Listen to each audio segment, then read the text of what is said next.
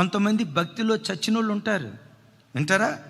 చర్చికి వస్తూనే ఉంటారు, సినిమాలు చూస్తూ ఉంటారు, చర్చికి వస్తూనే ఉంటారు, మంది వేస్తూ ఉంటారు, చర్చికి వస్తూనే ఉంటారు, రకరకాల దరిద్రపు కార్యక్రమాలు చేస్తూనే ఉంటారు. ఎవరు వీళ్ళు? చచ్చిన వాళ్ళు.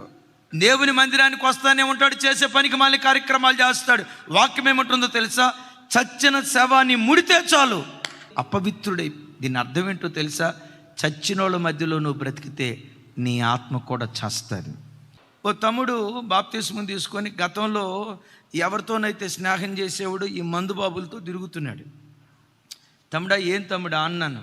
అన్నయ్య, మీరు నా మీద అనుమానం పడొద్దు అన్నయ్య, నాకు చాలా ఏమంటారు, నా కంట్రోలింగ్ పవర్ చాలా ఎక్కువ అన్న. నేను చిన్ననాటికి అట్లా ప్రలోభపడినా, వాళ్ళు దాగినా నేను దాగను.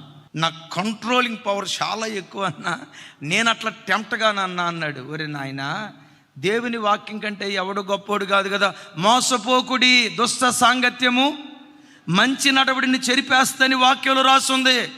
నువ్వు భక్తి కలిగినోడు రా, బాప్తిస్మం తీసుకున్న వాడివి, మారు మనసు పొందినోడివి, ఆ దురలవాట్లన్నింటినీ విడిచిపెట్టి ప్రభు దగ్గరికి వచ్చినోడు, ఆ త్రాగుబోతుల వైపు తిరిగితే మరలా నీ భక్తి పాడైపోద్ది అని అంటాడు. అన్న, మొన్ననే దివాన్ దాబా ఆ పక్కన ఒక హోటల్ ఉంటే వెళ్ళాం. వాళ్ళు బాటిల్లో మందు పోసుకొని, గ్లాసులో మందు పోసుకొని తాగుతూ ఉంటే నేను చూసి కూడా తాగల. నేనేం తాగానో తెలుసా అన్న? థమ్సప్ తాగానన్నా, నాకు అంత కంట్రోల్ పవర్ ఉందన్నా అన్నాడు. వద్దురా తమ్ముడా, పీనుగలు కాళ్ళకు తగిలి త్రుట్టిల్లిపోతాం. వాక్యం ఉంటుంది. దినాలు అట్లా సాగుతున్నాయి. బాధాకరమైన సంగతి ఏంటో తెలుసా? మరలా తాగుడు వ్యసనానికి ఈ వ్యక్తి వెళ్ళిపోయి బాప్తిస్మం పొందక మునుపు ఎంత తాగేవాడో బాప్తిస్మం తీసుకొని త్రుట్టిల్లిన తర్వాత అంతకంటే ఎక్కువ తాగటం ప్రారంభించాడు. ఆ బిడ్డ మారటానికి ఎంత ఏడవాల్సి వచ్చిందో. నేను ఎప్పుడు చెప్తా, మండే వ్యక్తులతో స్నేహం చేయి, నీ అంతరంగం మండటం ప్రారంభిస్తుంది. వెలిగే వ్యక్తులతో స్నేహం చేయి, నీ అంతరంగం వెలగటం ప్రారంభిస్తుంది.